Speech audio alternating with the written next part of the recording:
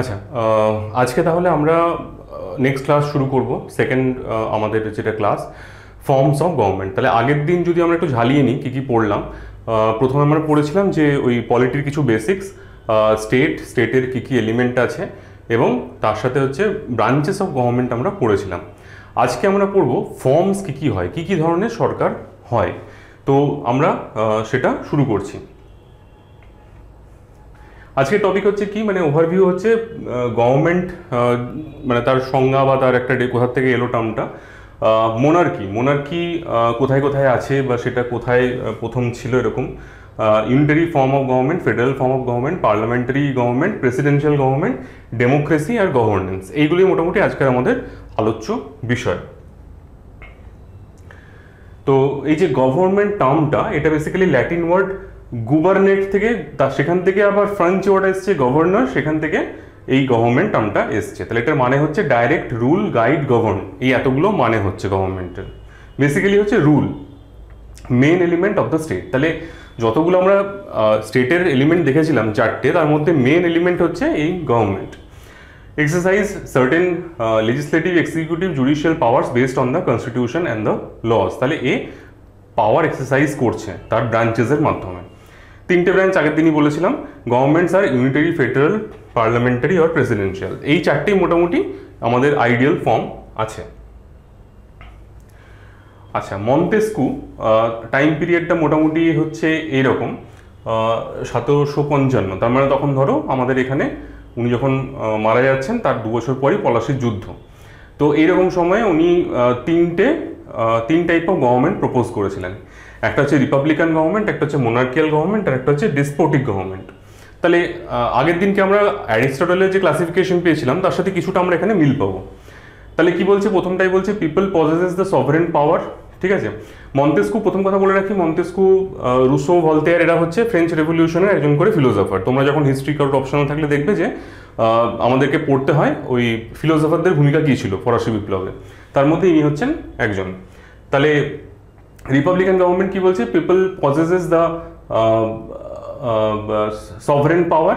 তাহলে মানুষজন যে আছে, জনগণ, তাদের হাতেই তোমার সর্বোচ্চ ক্ষমতা আছে, সেটা হচ্ছে রিপাবলিকান গভর্নমেন্ট। মোনার্কিয়াল কি না, rule by one single person and govern by fixed and established law. তাহলে ওই যে বলেছিলাম যে ভালো, এটা মোনার্কি ভালো, তাই rule by one single person এবং সে আইন মেনে শাসন করছে। আর ডেসপোটিক কি, rule by one single person but there is no fixed rule for governments, everything conducted by his will. তাহলে নিজের ইচ্ছে মতন চালাবে। এটা হচ্ছে ওখানে পড়েছিলাম টাইরেনি, এখানে বলছে এটাকে ডেসপোটিক গভর্নমেন্ট। মোনার্কি, এটা বেশ ভালো একটা সিস্টেম, মানে রাজার ছেলে রাজা হবে। যদি একবার কেউ ওই বংশে জন্মে যায়, অর্থাৎ ব্লু ব্লাড, কি বলবো, হীরের চামচ হলে তো মরেই যাবে, রূপোর চামচ, সোনার চামচ মুখে নিয়ে যদি জন্ম হয়ে যায় তাহলে লাইফ সেট হয়ে গেল, কোনো পড়াশোনার ঝামেলাও নেই, জানি যে রাজা হবেই।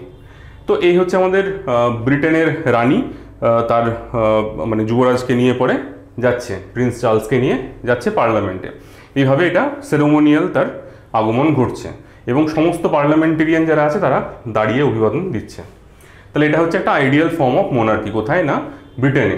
The oldest form of government, monarchy হচ্ছে পৃথিবীর ওল্ডেস্ট ফর্ম। তাহলে প্রথম যখন রাষ্ট্র তৈরি হয়েছিল, সরকার যখন প্রথম তৈরি হলো, তখন কিন্তু মোনার্কি হয়েছিল, তখন ডেফিনেটলি কিন্তু সেটা রিপাবলিক হয়নি। রিপাবলিক হচ্ছে কিন্তু আরও একটু advance level of government.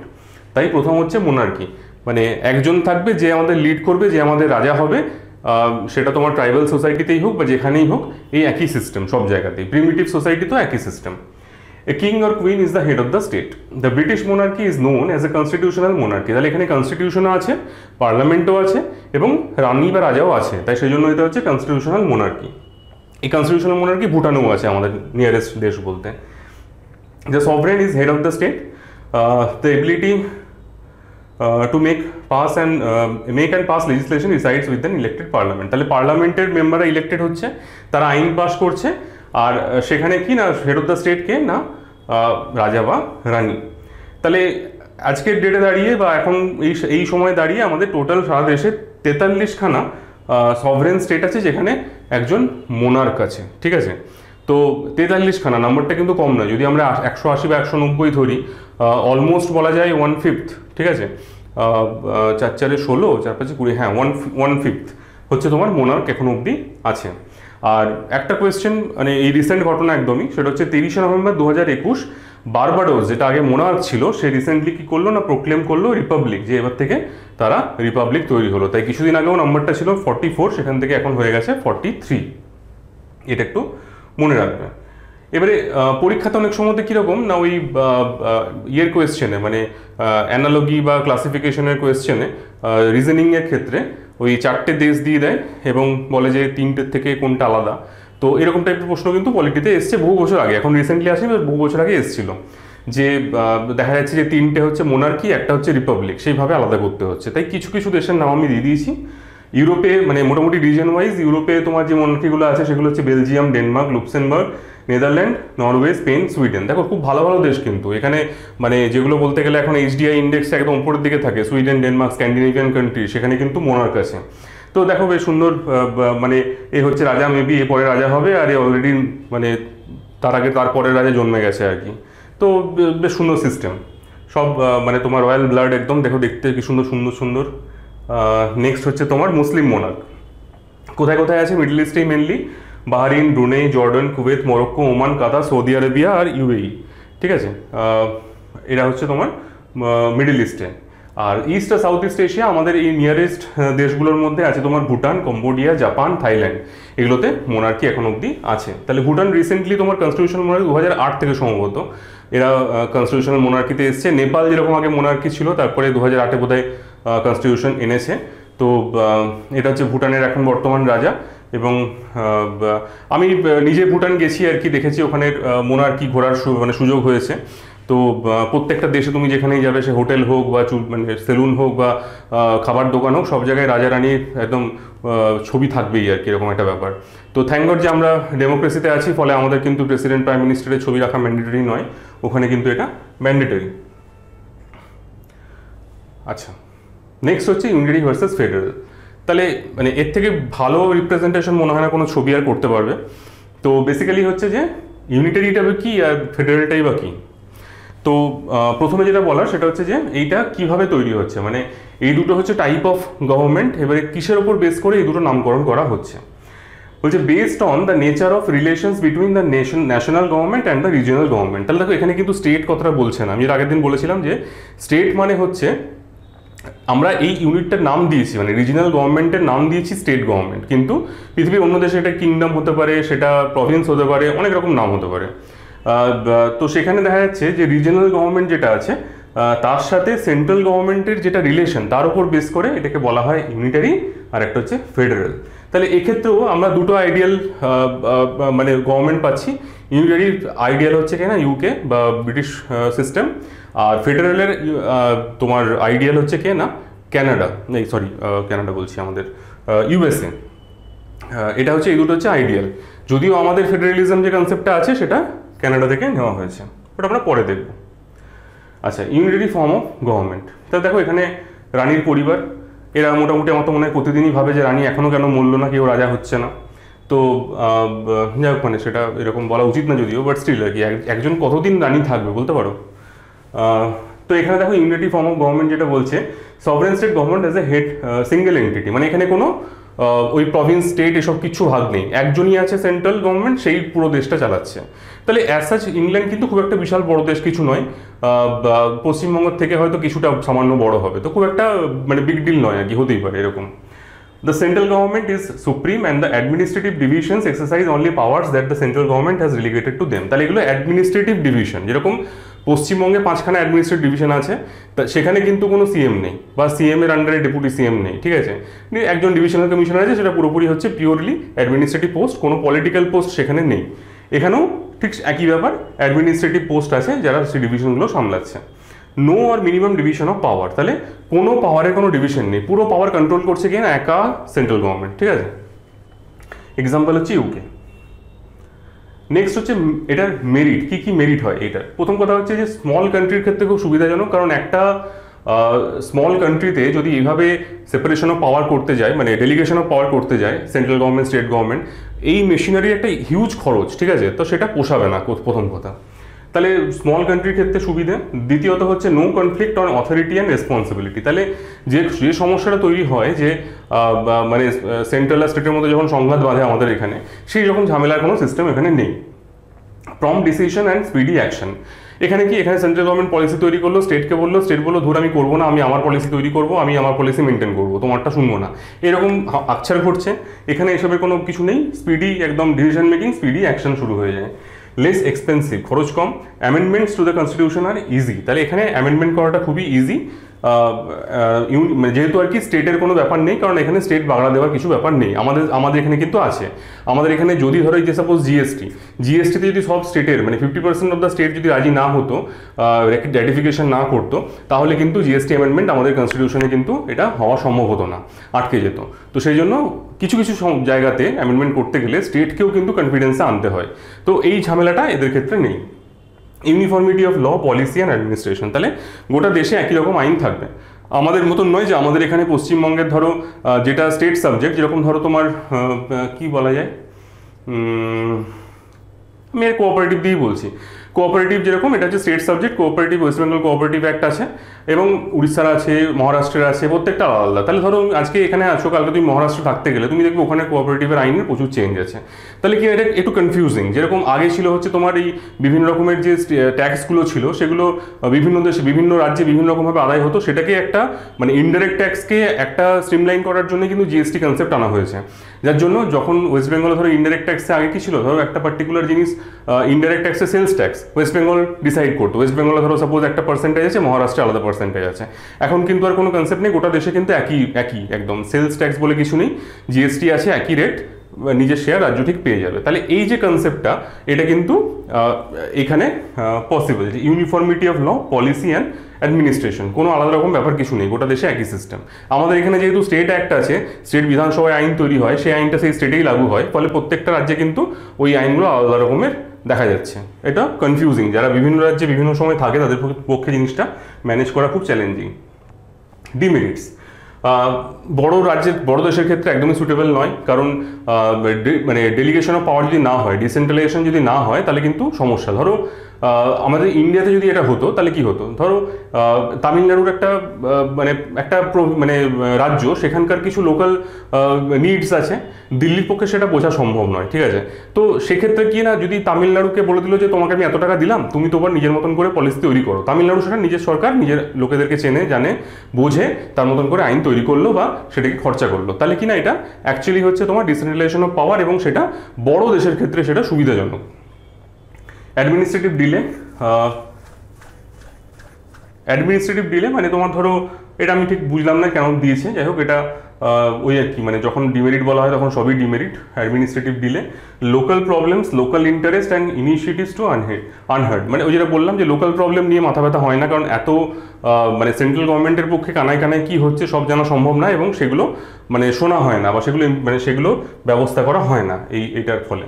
The concentration of powers pave way for the despotism. তাহলে যখনই একটা জায়গায় কনসেন্ট্রেশন অফ পাওয়ার হয়ে যাচ্ছে, তখনই কিনা সেখানে কি হচ্ছে না, একটা নৈরাজ্য বা একটা ডেসপোটিজম, ঠিক আছে, এরকম একটা সিচুয়েশন তৈরি হওয়ার চান্স আছে। সে যদি টাইরেন্ট হয়ে যায়, তাহলে কিন্তু সব শেষ, ঠিক আছে, তাকে চেক করার, তাকে আটকানোর ক্ষমতা কারোর আর নেই। এটা একটা সমস্যা। আচ্ছা, এবারে আমাদের কনস্টিটিউশনে কি কি ইউনিটারি ফিচার নিয়ে আসা হয়েছে, যদি আমরা কনস্টিটিউশন এখন অবধি ঢুকিনি, কিছু কিছু জায়গা আমরা আর্টিকেল বাদ দিয়ে জাস্ট দেখবো যে কী কী মোটামুটি আমাদের আছে। স্ট্রং সেন্টার, এটা রিলেটেডই এই সবগুলো আছে। স্ট্রং সেন্টার, তাহলে আমরা দেখেছি এখানে দুটো গভর্নমেন্ট, মানে একটা হচ্ছে সেন্ট্রাল গভর্নমেন্ট, একটা হচ্ছে স্টেট গভর্নমেন্ট। তাহলে আমাদের কনস্টিটিউশনে কতগুলো ইয়ে রয়েছে, তোমার ওটাই কী বলে, শিডিউল রয়েছে, ঠিক আছে। এই যে শিডিউলগুলো তোমার মানে বেসিক্যালি এখানে অনেকগুলো লিস্ট দেওয়া রয়েছে। তো আমাদের মানে 7th শিডিউল যেটা রয়েছে, সেখানে তোমার লিস্ট রয়েছে, 3টে লিস্ট আছে, একটা হচ্ছে ইউনিয়ন লিস্ট, একটা হচ্ছে স্টেট লিস্ট, একটা হচ্ছে কনকারেন্ট লিস্ট। তো এটা বেসিক্যালি কি আছে, ইউনিয়ন লিস্টে আছে না 98টা সাবজেক্ট, ঠিক আছে। ধরো ডিফেন্স, ধরো তোমার কারেন্সি, ইন্স্যুরেন্স, এরকম করে 98টা সাবজেক্ট দেওয়া রয়েছে। এটার মানে কি না, এই রিলেটেড যা আইন হবে সেটা ইউনিয়ন করবে, অর্থাৎ পার্লামেন্ট প্রণয়ন করবে। আচ্ছা, নেক্সট তোমার যেটা স্টেট লিস্ট আছে, সেখানে দেখা যাচ্ছে যে তোমার 47টার মতন সাবজেক্ট আছে, ঠিক আছে। তো সেখানে কি ধরো সেখানে ফরেস্ট আছে, তারপর না সরি ফরেস্ট নেই, তোমার স্টেট সাবজেক্ট যেরকম তোমার পিওরলি স্টেট সাবজেক্ট কী কী আছে, ধরো কোঅপারেটিভ আছে, ঠিক আছে, কোঅপারেটিভ থাকলো তোমার স্টেট সাবজেক্ট। তাহলে এরকম করে তোমার প্রত্যেকটা জিনিস, পুলিশ আছে, ল অ্যান্ড অর্ডার আছে, এগুলো সব স্টেট সাবজেক্ট। তাহলে এই যে এইগুলো তোমার যদি কোনো আইন করতে হয় তাহলে সেটা স্টেট গভর্নমেন্ট করবে, সেন্ট্রাল গভর্নমেন্ট মানে পার্লামেন্ট কিন্তু করতে পারবে না, শুধুমাত্র রাজ্য বিধানসভা বা রাজ্য আইনসভা করবে। আরেকটা আছে থার্ড হচ্ছে কনকারেন্ট লিস্ট। তাহলে এই কনকারেন্ট লিস্ট মানে যৌথ তালিকা। যৌথ তালিকাতে বলছে যে এটাতে যা যা থাকবে সেটা তিনজনেই আইন তৈরি করতে পারবে। তো এখানেও অ্যারাউন্ড তোমার ওই 60s মতন কিছু আছে নাম্বার, এবং সেখানে 67 মনে হয়। সেখানে তোমার কি আছে না, সেখানে ধরো তোমার ফরেস্ট আছে, হেলথ আছে, এডুকেশন আছে, এগুলো হচ্ছে সব কনকারেন্ট লিস্টে। এখানে কিনা স্টেটও আইন তৈরি করতে পারবে, আবার সেন্ট্রাল গভর্নমেন্টও আইন তৈরি করতে পারবে। গভর্নমেন্ট বলা ভুল, পার্লামেন্টও আইন তৈরি করতে পারবে, আবার স্টেট লেজিসলেচারও আইন তৈরি করতে পারবে। তাহলে দেখো মেনলি বলছে যে আমরা যদি নাম্বার দেখি, স্টেটকে দেওয়া হয়েছে 47টা আর ইউনিয়নকে দেওয়া হয়েছে 98টা। তাহলে ডেফিনেটলি ইউনিয়নের পাওয়ার বেশি আইন তৈরি করার, পরিষ্কার বোঝা যাচ্ছে। তাহলে সেটাই এখানে বলছে যে ইউনিয়ন লিস্ট কন্টেন্স মোর সাবজেক্ট দ্যান স্টেট লিস্ট।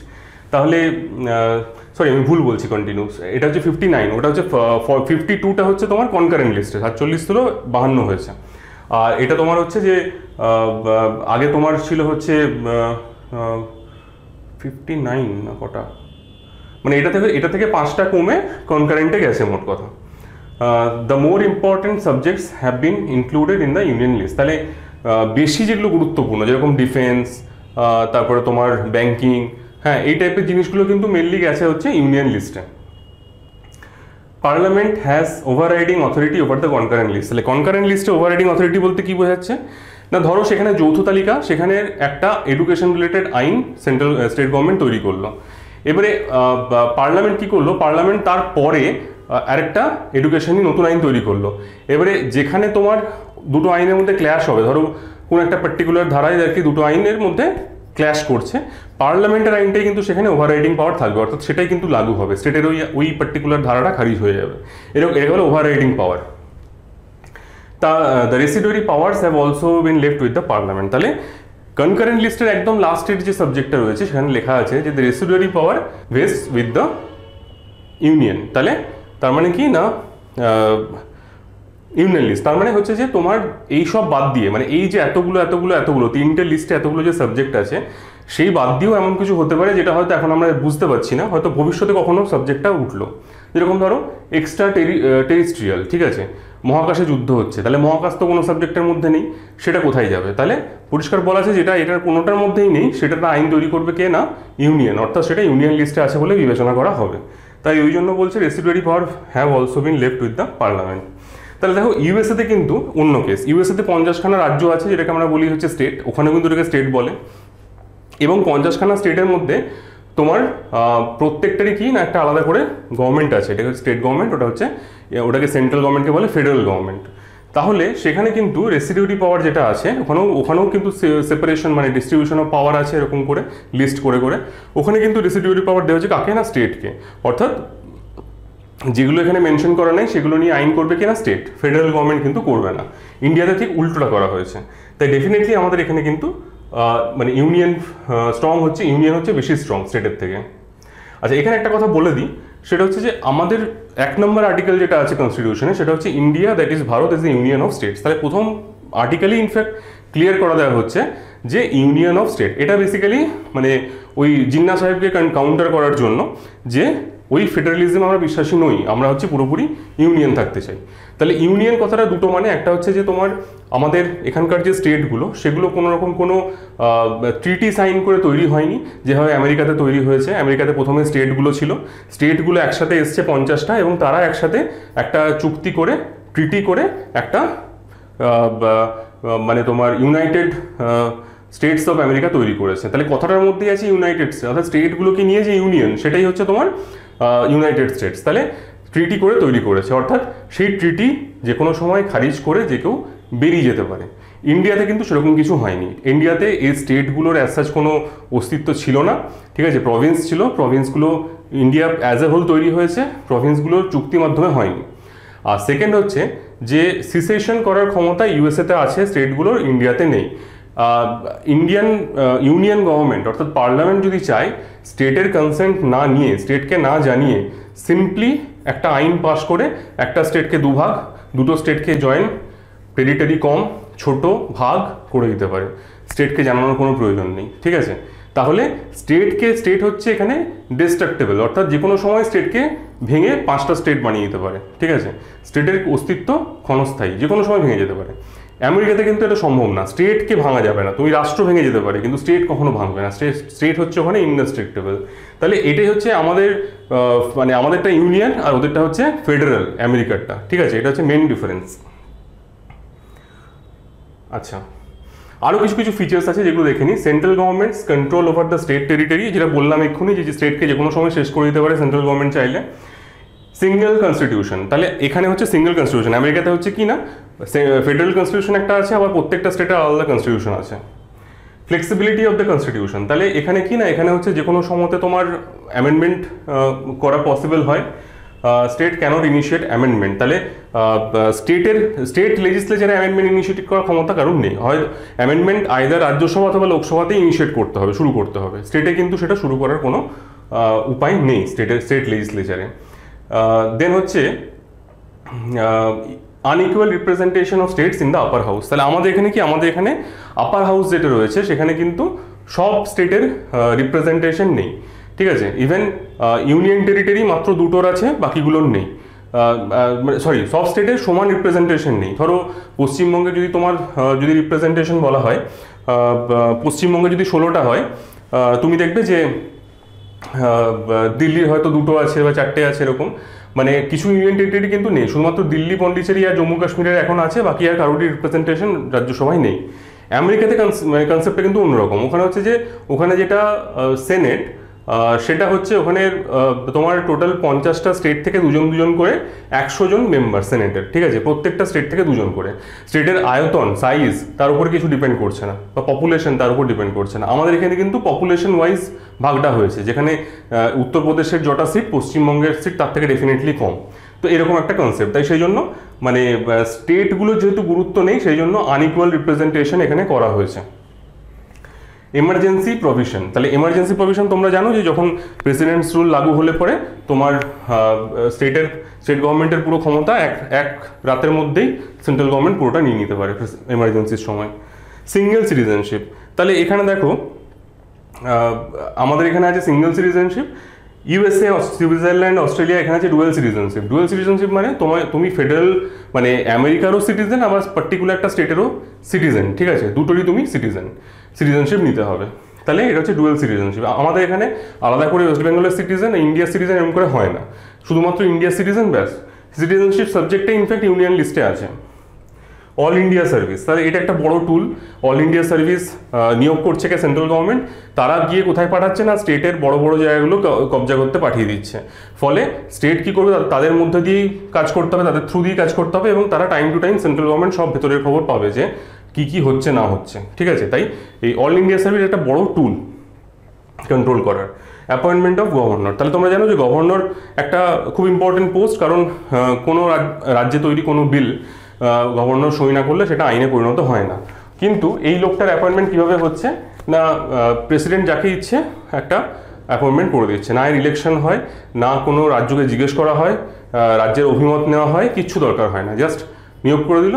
প্রেসিডেন্টের প্লেজারে বসবাস করে, যদি কালকে মনে হয় প্রেসিডেন্টের পছন্দ নয়, প্রেসিডেন্ট ওর নামটা সরিয়ে অন্য কারোর নাম ঢুকিয়ে দিল।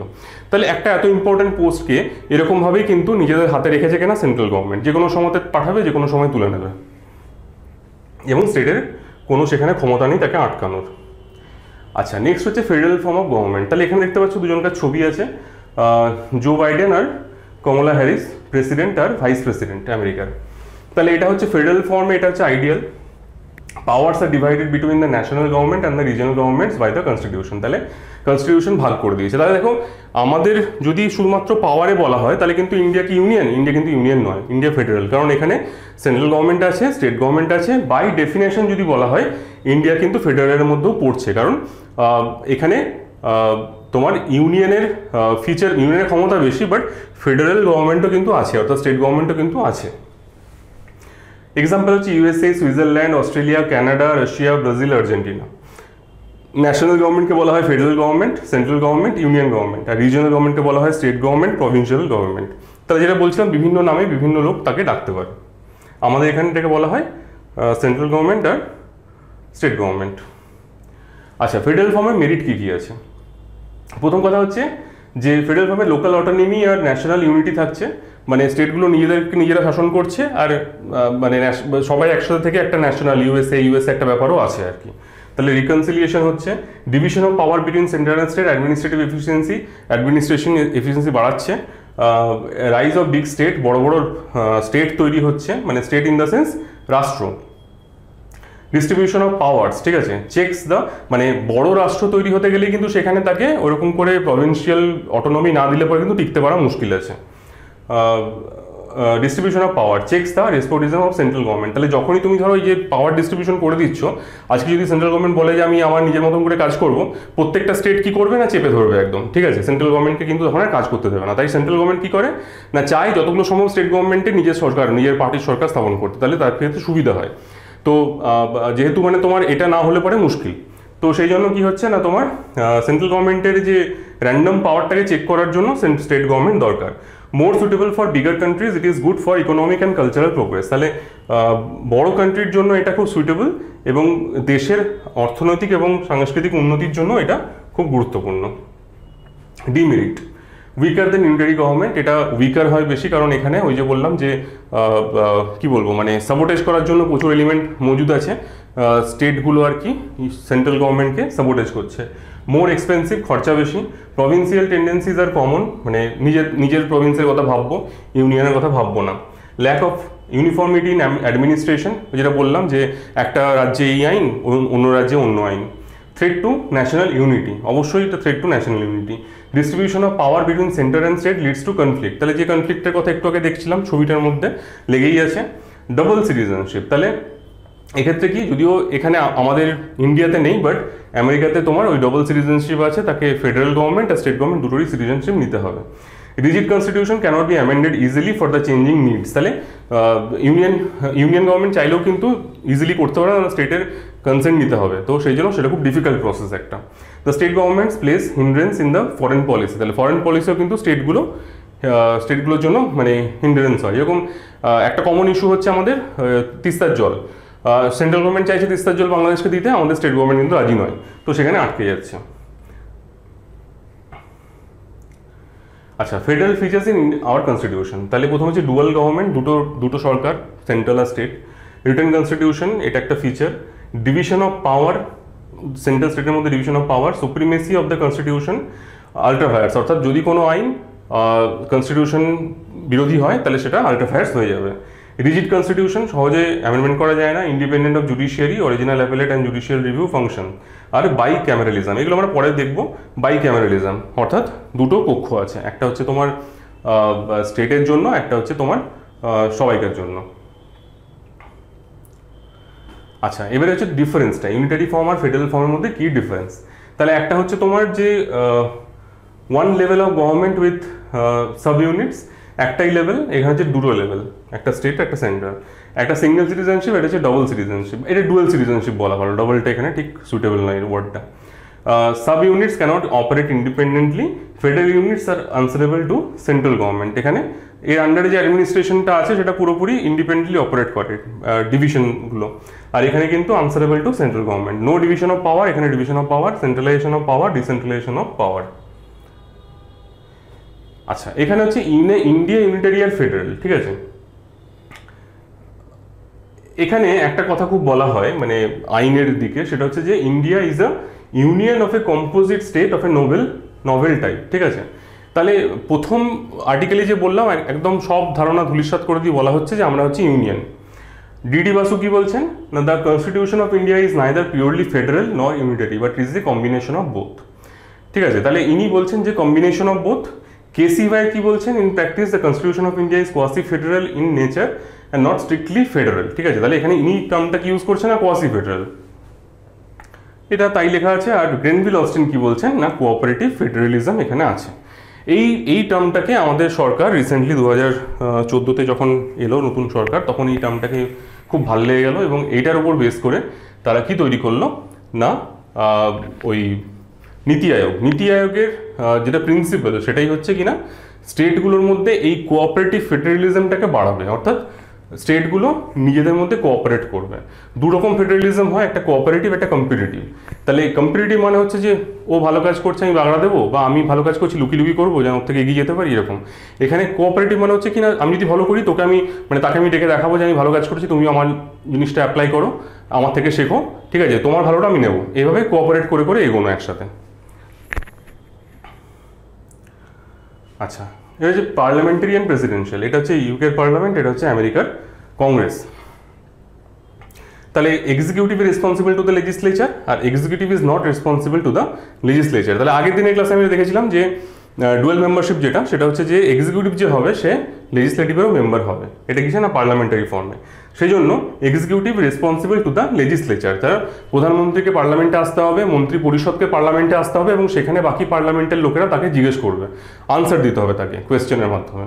তো সেটা হচ্ছে তোমার মানে রেসপন্সিবল টু দ্য লেজিসলেচার। এখানে কিন্তু executive is not responsible to the legislature, পুরোপুরি সেনেট এই কংগ্রেস আলাদা, প্রেসিডেন্ট আলাদা, ওরকম করে ডেকে নিয়ে গিয়ে জবাব দিয়ে ব্যাপার কিছু নেই। এখানে কি এই যে ডিফারেন্সটা মানে দুটো ফর্ম, সেটা কার উপর ডিপেন্ড করে হচ্ছে না, based on the nature of relationship between the executive and legislative organ of the government. তাহলে শুধুমাত্র যে লেজিসলেটিভ আর শুধুমাত্র এক্সিকিউটিভ এই দুটো অর্গানের মধ্যে যে পারস্পরিক সম্পর্ক, সেটার উপর বেস করে কি হচ্ছে না সেটা পার্লামেন্টারি না প্রেসিডেন্সিয়াল সেটা আমরা বুঝতে পারবো।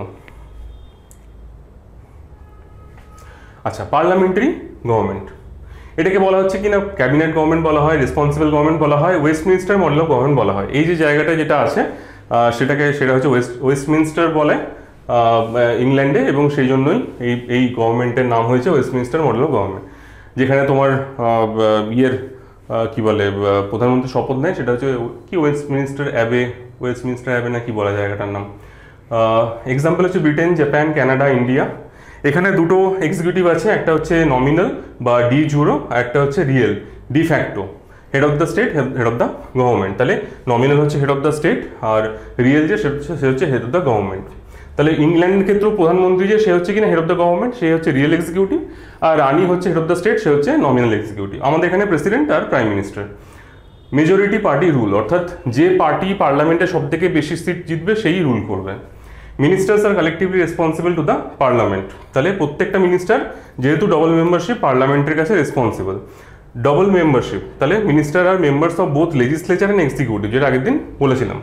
Leadership of the prime minister, তাহলে এদের লিডার কে না প্রাইম মিনিস্টার, গোটা লোকসভার লিডার কে হবে না প্রাইম মিনিস্টার, ঠিক আছে। লিডার অফ দ্য হাউস বলা হয় লোকসভার, লিডার অফ দ্য হাউস হচ্ছে প্রাইম মিনিস্টার। মেরিটস, তাহলে এটার মেরিট কি পার্লামেন্টারি ফর্মের harmony between legislature and executive. দুটো যেহেতু দুজনে আর কি বলতে গেলে কি হয় মানে ওরা ম্যাসেঞ্জার হিসেবে কাজ করে। লেজিসলেটিভে যা শুনে এলো নিজের মন্ত্রী নিজের চেম্বারে এলো, সে এসে অফিসারদেরকে বুঝিয়ে দিল যে এই আলোচনা হলো, এইভাবে আমাদের কাজ করতে হবে। তাহলে এরা বেসিক্যালি দূত হিসেবে কাজ করছে, দুটো এক্সিকিউটিভ আর লেজিসলেটিভের মাঝখানে ব্রিজ হিসেবে কাজ করছে, তাই হারমোনি মেনটেন করা যাচ্ছে। রেসপন্সিবল গভর্নমেন্ট, যেহেতু ওই collective responsible to the legislature. Prevent despotism, check হয় মানে কখনোই এক্সিকিউটিভকে চেক করার জন্য লেজিসলেটিভ আছে, আবার লেজিসলেটিভকে চেক করার জন্য জুডিশিয়ারি আছে, চেক অ্যান্ড ব্যালেন্স একটা আছে। Executive authority is vested in a group of individuals, council of ministers and not in a single person. তাহলে এখানে এক্সিকিউটিভ একজন নয়, টোটাল কাউন্সিল অফ মিনিস্টারকে বলা হচ্ছে এক্সিকিউটিভ। তাই একজন হলে পরে যেটা সমস্যা সেটা হচ্ছে ডেসপোটিজম আসতে পারে, এখানে সেটা চান্স নেই। Wide representation possible to provide representation all section and reasons of the government. তাহলে এখানে দেখো ইন্ডিয়ার মতো বিশাল দেশের এখানে দেখতে হবে যে আমাদের প্রথম কথা রিজার্ভেশন আছে একটা SC ST জন্য, কিছু কিছু জায়গাতে লোকাল বডিতে ওমেন রিজার্ভেশন আছে। তো ফলে কিনা বিভিন্ন সোসাইটি, বিভিন্ন মানে জাতি, বিভিন্ন ধর্ম, বিভিন্ন বর্ণ সবাইকার একটা রিপ্রেজেন্টেশন পার্লামেন্টে থাকে। মানে আইডিয়াল পার্লামেন্ট হচ্ছে যেখানে সব দেশের সবাইকার একটা রিপ্রেজেন্টেশন সেখানে থাকবে, সেটা একমাত্র এখানেই সম্ভব। এবার যে ডিমেরিটস, আনস্টেবল গভর্নমেন্ট, মানে যেহেতু পার্টি বেসড ওই জন্য দেখবে আমাদের অতীতে ভারতে বহুবার এরকম হয়েছে যে 4-5 বছর পূর্ণ করার আগে সরকার পড়ে গেছে, নো কনফিডেন্স মোশন এনে ফেলে দেওয়া হয়েছে। তো unstable government, no continuity of policies. ধরো আজকে কংগ্রেস সরকার আছে, সে একটা স্কিম করলো, বিজেপি সরকার এলে সেই স্কিমটা চেঞ্জ করে দিল। আমার খুব ভালো করে মনে আছে 2004 সালের কথা বলছি, যখন এই প্রথম ন্যাশনাল হাইওয়েগুলো গোল্ডেন কোয়াড্রিল্যাটারাল তৈরি করা শুরু হলো, তখন ওই অটল বিহারীর ছবি দেওয়া সব সুন্দর সুন্দর বোর্ড হোর্ডিং সব প্রত্যেক রাস্তার উপর লাগানো হলো। উইদিন 6 মাসের মধ্যে ইলেকশন হলো, কংগ্রেস এলো এবং কেটে কেটে কেটে কেটে সবগুলোকে রাস্তার অর্ধেকটা খালি করে দিল যেখানে ছবিটা ছিল। তো সেগুলো দেখতে আরও বিকট লাগতো আর কি। যাই হোক, মানে no continuity of policy, dictatorship of the cabinet. তাহলে ক্যাবিনেট এখানে ডিক্টেটরের মতন কাজ করে, ও যা বলে সেটাই সব। ক্যাবিনেট মানে হচ্ছে কাউন্সিল অফ মিনিস্টারের মধ্যেও একটা ছোট্ট পার্ট, সেটা হচ্ছে ক্যাবিনেট, যারা হচ্ছে মেন মন্ত্রী।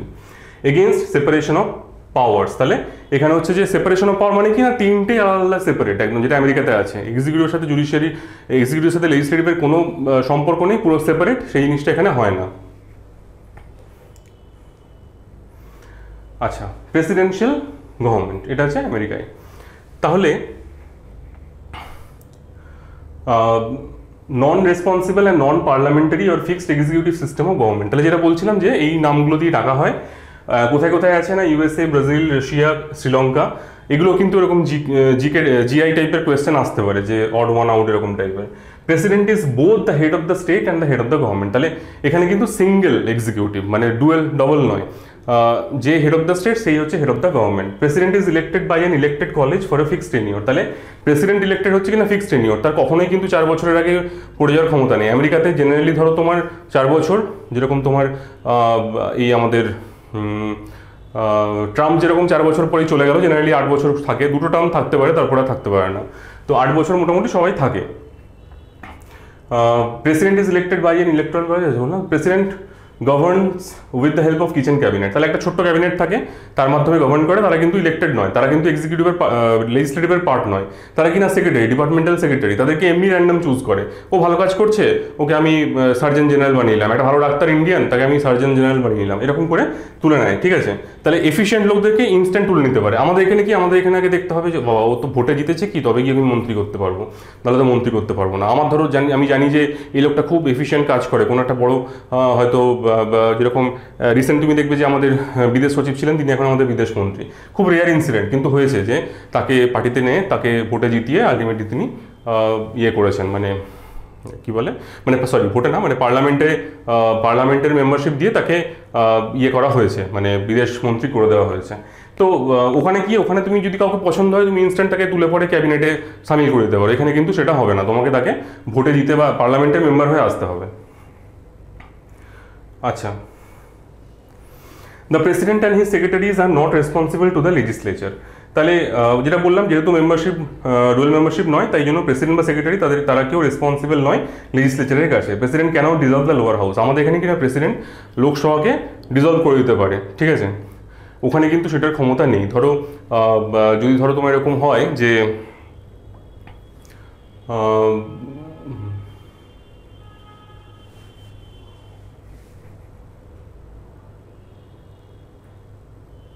না, এটা থাক, president cannot dissolve the lower house, ওখানে ডিজলভ করতে পারছে না। Doctrine of separation of power, তাহলে ওখানে একদম পুরো সেপারেশন অফ পাওয়ার কাজ করছে, মানে তিনটে অর্গ্যান তিনটেই পুরো সেপারেট, কারোর সাথে কারোর কোনো রকম কোনো লিঙ্ক নেই।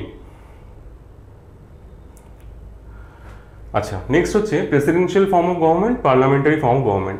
President is directly elected by the people, prime minister is leader of the majority party. তাহলে আমরা প্রথমে পার্টিকে ভোট দিচ্ছি বা লোককে ভোট দিচ্ছি, যারা জিতছে মেজরিটি পার্টি, তাদের মধ্যে থেকে একজন প্রাইম মিনিস্টার হচ্ছে। এখানে কিন্তু প্রেসিডেন্টকে ডাইরেক্টলি প্রেসিডেন্টের নামে ভোট পড়ছে। President is supreme, central legislature is supreme. Separation of power, absence of separation of power, centralisation. Independent branches with overlapping function, তাহলে ওভারল্যাপ করছে function. President head of the state, president head of the state, president of the, হ্যাঁ এটা তো ঠিকই আছে। President of the government, এখানে prime minister of the government. Individual leadership, collective leadership, তাহলে এখানে লিডারকে একমাত্র প্রেসিডেন্ট, সেই ইলেক্টেড। আর কালেকটিভ লিডারশিপ মানে কি, যারা মন্ত্রী পরিষদে আছে বা যারা ক্যাবিনেট, তারা সবাই elected. President is not accountable two Congress, collective and individual responsibility, তাহলে রেসপন্সিবল টু দ্য লেজিসলেচার বা পার্লামেন্ট। আচ্ছা, এবার ইন্ডিয়া কেন এই পার্লামেন্টারি ফর্মটা নিল? প্রেসিডেন্সিয়াল ফর্মও তো নিতে পারতো, কেন আমাদের কনস্টিটিউশন যারা মেকার তারা এইটা নিল? প্রথম কথা হচ্ছে ফ্যামিলিয়ারিটি উইথ দ্য সিস্টেম, মানে আমাদের যেহেতু কনস্টিটিউশনাল হিস্ট্রি দেখলে দেখা যাবে যে আস্তে আস্তে তো আমরা এই সিস্টেমের মধ্যে অভ্যস্ত হয়েছি, ব্রিটেন 40 দিন। তো generally majority of portion government of ইন্ডিয়ায় 1935 থেকে নেওয়া হয়েছে আমাদের কনস্টিটিউশনে, এবং সেটা বেসিক্যালি সেখানে যে মানে ইয়েটা ছিল, কনসেপ্টটা ছিল, সেটা কিন্তু এরকমই ছিল আর কি। যে একটা ইউনিয়ন থাকবে, একটা মানে প্রভিন্সিয়াল গভর্নমেন্ট থাকবে এবং এইভাবেই চলবে। তাই সেই সিস্টেমটাই এখানে নেওয়া হয়েছে। প্রেফারেন্স টু মোর রেসপন্সিবিলিটি, তাহলে যেন রেসপন্সিবল থাকে সেটা দেখা হয়েছে। Need to avoid legislation executive conflict, তাহলে এই কনফ্লিক্টটা দূর করার জন্য একমাত্র উপায় হচ্ছে dual membership. Nature of Indian society, তাহলে এখানে কি giving representation to various section, interest and reason, তাহলে সবাইকে রিপ্রেজেন্টেশন দেওয়ার জন্যই এই পার্লামেন্টারি ফর্মটাকে বাছা হয়েছে। বিশাল বড় দেশ, বিশাল বড় বড় তার ব্যাপার। আচ্ছা, এবার হচ্ছে ডেমোক্রেসি। ডেমোক্রেসি হচ্ছে রুল বাই পিপল, দুরকম হচ্ছে, একটা হচ্ছে পিওর বা ডাইরেক্ট ডেমোক্রেসি, একটা হচ্ছে রিপ্রেজেন্টেটিভ বা ইনডাইরেক্ট ডেমোক্রেসি। এখানে ছবিটা দেখুন, এটা জাস্ট পেলাম একটা, এখানে মানে ইন্ডিয়াকে বলা হয় ওয়ার্ল্ডের লার্জেস্ট ডেমোক্রেসি, কারণ চায়নাকে ডেমোক্রেসি বলা হয় না, ওয়ান পার্টি রুল। তো এখানে প্রচুর ইস্যু আছে, এগুলো আমরা পরে আর কন্ট্রোভার্সি নিয়ে আলোচনা করবো। এখন জাস্ট আমি এমনি ছবিটা দিয়েছিলাম। আচ্ছা আচ্ছা, এবার হচ্ছে যে ডাইরেক্ট ডেমোক্রেসির কিছু ডিভাইস রয়েছে। আমাদের এখানে যেটা আছে সেটা হচ্ছে ইনডাইরেক্ট ডেমোক্রেসি। ডাইরেক্ট ডেমোক্রেসিতে কিছু ডিভাইস রয়েছে, সেটা একটুখানি জেনে রাখা দরকার। কি কিনা চারটে মেনলি ডিভাইস, একটা হচ্ছে রেফারেন্ডাম, একটা হচ্ছে ইনিশিয়েটিভ, একটা হচ্ছে রিকল, আর একটা হচ্ছে প্লেবিসাইট। রেফারেন্ডাম কি বলছে, যে meaning referring some important issues, policy and decisions to the people such as amendment to the constitution, rendering opinion by the people can be compulsory or voluntary। তাহলে রেফারেন্ডাম মানে হচ্ছে তুমি একটা ইস্যুকে জনগণের সামনে রাখলে, জনগণ ডাইরেক্টলি ভোট দিল যে আমি এটা চাই কি চাই না। তুমি ধরো বললে যে 2 চাইল্ড পলিসি ভারত সরকার করতে চায়, মতামত দাও। আমরা যারা ইলেক্টেড আছি তারা এটা নিয়ে ডিসিশন নিতে পারছি না, পার্টি আমার হেরে যেতে পারে, আমার ভোট না পেতে পারি, আমার দরকার নেই। আমি বুঝতে পারছি না জনগণ অ্যাকচুয়ালি কী চাইছে। ভোট দেওয়া হলো, কেউ দিল কেউ দিল না, ঠিক আছে। মোট কথা দেখা গেল যে 50 বা 60% চাইছে যে হ্যাঁ এটা করা উচিত। সরকার বললো আমার রেফারেন্ডাম আমি পেয়ে গেছি, আমি এটাই করবো, ঠিক আছে, আমার কারোর কথা শোনার দরকার নেই। Initiative, people can take initiative to get certain law of its choice passed. They can send the proposal to the legislature which may enact it on usual lines। তাহলে ইনিশিয়েটিভ মানে হচ্ছে আমার মনে হলো যে এই পার্টিকুলার আইনটা সংশোধন করা দরকার বা এইটা নিয়ে একটা আইন তৈরি করা দরকার, আমি লেজিসলেটিভকে নিজে চিঠি লিখতে পারি যে এটা করা হোক। জেনারেলি এটার উপায়টা কি না, আমাদের এখানে হচ্ছে যে আমরা আমাদের লোকাল যে রিপ্রেজেন্টেটিভ, পাবলিক রিপ্রেজেন্টেটিভ, তাকে আমরা বলবো, এমএলএ হোক বা এমপি হোক, সে গিয়ে সেটা আলোচনা করবে পার্লামেন্টে। সেটা অনেক বড়সড় ব্যাপার। আমি যদি কাউকে বলি যে তুমি তোমার এমএলএ বা এমপির সাথে কবার দেখা করেছো, সে তো মাথায় হাত দিয়ে বলবে দেখা করার জিনিস নাকি, তাহলে শুনবে কে, কাকে বলবে তুমি তোমার কথা। তো এখানে এটাই হচ্ছে ইনিশিয়েটিভ, যে সে কিন্তু একজন সাধারণ নাগরিক, সেটা ইনিশিয়েটিভ নিতে পারে।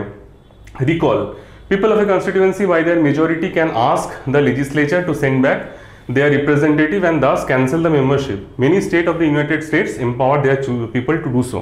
অর্থাৎ তুমি একজন ফিল্ম স্টারকে এমএলএ করেছো তার ওই মানে কি বলবো গ্ল্যামার ট্যামার দেখে, এবং তারপরে দেখছো যে সে শুধু টিকটক করে বেড়াচ্ছে 4 বছর ধরে। তো তুমি তাকে বললে যে আমি আর 1 বছর তোমাকে দেবো না, ঠিক আছে, অন্য কেউ আসুক। তুমি তখন সবাই মিলে চিঠি করলো যে ওকে সেন্ড ব্যাক করা হোক, ঠিক আছে, এটা হচ্ছে রিকল করা হোক, আমি আবার এখানে ইলেকশন চাইছি। তো এটাও এখানে হয়, আমাদের এখানে নেই, ঠিক আছে, চিন্তা নেই, আমাদের এখানে টিকটকই করে যাবে। প্লেবিসাইট হচ্ছে যে indicates that the people are directly consulted on questions of political importance. এটা অনেকটা রেফারেন্ডামের সাথে মানে একই রকম, একটু জাস্ট সামান্য মানে মাইনিউট ডিফারেন্স আছে। ওই কনসালটেশন আর কি ডাইরেক্টলি হয়, এখানে ওই একদম পুরোপুরি ইলেকশন টাইপের হয়। প্লেবিসাইট কথাটা বারবার করে দেখবে তোমার জম্মু কাশ্মীর প্রবলেমের সময়, কাশ্মীর ইস্যুতে বারবার করে উঠে আসে যে একটা প্লেবিসাইট করানোর কথা ছিল, সেটা এখন অবধি হয়নি। সেটাতে ডিসাইড হবে যে কাশ্মীর অ্যাকচুয়ালি কার থাকবে, ইন্ডিয়ার থাকবে, পাকিস্তানের যাবে না ইন্ডিপেন্ডেন্ট থাকবে। এই কথাটা বারবার করে আমরা শুনতে পাই। তো ওটাও একটা ভোটাভুটি মোটামুটি বলা যায়। গণভোট এরকম করে প্রচুর জায়গায় হয়েছিল, জুনাগড়ে হয়েছিল, তারপরে তোমার বাংলাদেশের সিলেটে মনে হয় হয়েছিল, কিসব জায়গাতে পার্টিশনের সময়তে গণভোট হয়েছিল, তারা বলেছিল আমরা পাকিস্তানে থাকতে চাই, পাকিস্তানে চলে গেছে। আচ্ছা, নেক্সট হচ্ছে ইনডাইরেক্ট ডেমোক্রেসি। বুঝতেই পারছো ছবিগুলো দেখে যে এরা হচ্ছে আমাদের ইনডাইরেক্ট ডেমোক্রেসি সব হিরোইন। রিপ্রেজেন্টেটিভ ডেমোক্রেসি বলা হয় people taking any part in the government through there elected representative. তাহলে রিপ্রেজেন্টেটিভ গভর্নমেন্ট এটা, ঠিক আছে, আমরা একজনকে রিপ্রেজেন্ট করবো, সে গিয়ে পরে আইনসভায় আমাদের হয়ে কথা বলবে। আচ্ছা, এবারে হচ্ছে গভর্নেন্স, ঠিক আছে। এই টার্মটা 2014 ইলেকশনের সময় খুব বেশি শোনা যাচ্ছিল, যে আমাদের একজন এসে বলছিলেন যে এবার থেকে গভর্নমেন্ট না, শুধু গভর্নেন্স হবে, মিনিমাম গভর্নমেন্ট ম্যাক্সিমাম গভর্নেন্স, ঠিক আছে। তাহলে কি না, গভর্নমেন্ট মানে হচ্ছে সরকার, আর গভর্নেন্স হচ্ছে সুশাসন, ঠিক আছে, সুশাসন দেওয়া হবে। তাহলে manner in which power is exercise, এটাই হচ্ছে গভর্নেন্স। তাহলে ডেমোক্রেসি মানে এটা অ্যাকচুয়ালি বলা হয় যে 5 বছরে একবার করে ভোটে যাওয়াই কিন্তু এখন ডেমোক্রেসির একমাত্র মানে নয়। ডেমোক্রেসির মানে হচ্ছে যে আমাদের যে ইনস্টিটিউশনগুলো আছে সেগুলোকে মানে সেগুলোর উপরে তীক্ষ্ণ নজর রাখা, সেটা প্রত্যেকটা নাগরিকের কিন্তু কাজ সারা বছর ধরে, ঠিক আছে। আমাদের কি আমরা একদমই সচেতন নই, ঠিক আছে, আমাদের কোথায় গেলে কি পাবো, কি তথ্য পাবো আমরা জানি না, আমাদের মিডিয়াও কিছু দেখায় না, আমরাও জড়ভরতের মতো বসে থাকি, ঠিক আছে, 5 বছর পর এলে আমরা বগল বাজিয়ে ভোট দিতে চলে যাই। এই হচ্ছে আমাদের ডেমোক্রেসি। তাহলে এখানে কি বলছে যে in the shift of government to governance the role of civil society has been significant. তাহলে সিভিল সোসাইটি মুভমেন্ট তুমি দেখবে যে ওই যখন রাইট টু ইনফরমেশনের জন্য যখন মুভমেন্ট হয়েছিল, যখন সেই কেজরিওয়াল প্রথম দিককার, তারপরে ওই আরও অনেকে প্রশান্ত ভূষণ এসব অনেকে ছিলেন, সেই সময় থেকে তারপরে যখনই তোমার লোকপাল অ্যাজিটেশন শুরু হয়েছিল তখনও সিভিল সোসাইটি আন্দোলন শুরু করেছিল। তো সিভিল সোসাইটি একটা বড় ভূমিকা আছে, মানে নাগরিক সমাজ, ঠিক আছে। আমাদের এখানে কি হয়েছে, আমাদের এখানে সবাই বিকিয়ে গেছে আমাদের এখানে, সেই জন্য তাদেরকে এখন নাগরিক সমাজ না বলে বুদ্ধিজীবী বলা হয়। তো যাই হোক, মানে সেটা এখন আলাদা কন্ট্রোভার্সিয়াল ইস্যু। মোট কথা হচ্ছে যে যদি ঠিকঠাক সিভিল সোসাইটি হয় তারা কিন্তু চাপ দিয়ে অনেক কিছু করাতে পারে সরকারকে। তার মধ্যে দুটো ইম্পর্টেন্ট স্ট্যান্ড কি, একটা যে সোশ্যাল মুভমেন্ট এখন আর হয় না, ঠিক আছে, কিচ্ছু হয় না এসব, এখন সবাই এখন মোটামুটি মানে ভাতা পেয়েই আর কি খুশ। আর একটা হচ্ছে এনজিও যদি প্রপারলি কাজ করে তাহলে সরকারকে বিভিন্ন জায়গাতে বিভিন্ন রকমভাবে সাহায্য করতে পারে যদি ঠিকঠাক এনজিও হয়। কিন্তু এখন এনজিও মানে একটা হয়ে গেছে অলিখিতভাবে যে সেখানে মানে ওই আর কি, মানে আর কি বলবো, ক্যারেক্টারিস্টিক্স অফ গুড গভর্নেন্স। তাহলে একটা সুশাসনের মেন বৈশিষ্ট্যগুলো কি হবে, পার্টিসিপেশন, পুরুষ মহিলা সবাই সেখানে ডিসিশন মেকিং প্রসেসে সামিল হবে, রুল অফ ল থাকবে, ট্রান্সপারেন্সি থাকবে, যা ডিসিশন নেওয়া হবে, যদি রিক্রুটমেন্ট হয় তার একটা ট্রান্সপারেন্ট রিক্রুটমেন্ট হবে, যা ডিসিশন নেওয়া হবে সেগুলো ট্রান্সপারেন্টলি নেওয়া হবে, responsiveness, institutions and processes try to serve all stake holders. তাহলে যখন কোনো সিচুয়েশন অ্যারাইজ করছে তখন আলোচনায় বসবে, সেটাকে সলভ করার চেষ্টা করবে, নাকি তাকে ফেলে রেখে দিল যে যা আন্দোলন হচ্ছে হোক, আমার দেখার দরকার নেই, সব বিরোধীদের চক্রান্ত। কনসেনসাস ওরিয়েন্টেশন, ঠিক আছে, good governance mediates different interest to reach a broad consensus on what is the best interest of the group and where possible the policies and procedures. ধরো এই তোমার কোথাও একটা জমি অধিগ্রহণ নিয়ে আন্দোলন চলছে, সেখানে গিয়ে পরে সরকার একদম পুরো বেস লেভেল থেকে শুরু করলো তাদেরকে বোঝাতে, আলটিমেটলি তাদের একটা ব্যবস্থা করে পরে সেখানে সুষ্ঠুভাবে কাজ শুরু করলো। Equity, all men and women have opportunities to improve and maintain their well-being, এটা হচ্ছে equity. effectiveness and efficiency, process and institutions produce results that meet needs while making the best use of resource। তাহলে মানে কম resource use করে best result যেন দিতে পারে। Accountability, যারা decision নিচ্ছে সরকারে, সেটা সরকারি অফিসার হোক বা নেতা হোক, তারা যেন পাবলিকের কাছে যেন অ্যাকাউন্টেবল হয়। Strategic vision, leaders and public have a broad, মানে লিডারদেরকে এবং পাবলিককেও একটা লং টার্ম পার্সপেক্টিভ একটা ভিশন রাখতে হবে যে আমি কোথায় আলটিমেটলি আমার দেশকে নিয়ে যেতে চাইছি। আমরা এখানে দায়িত্বটা নেতাদের এখানে চাপিয়েই খুশি যে চলো ও ভাববে আমার কথা, কোথায় দেশকে নিয়ে যেতে চাইছে, আমার কোনো বলার কিছু নেই এখানে।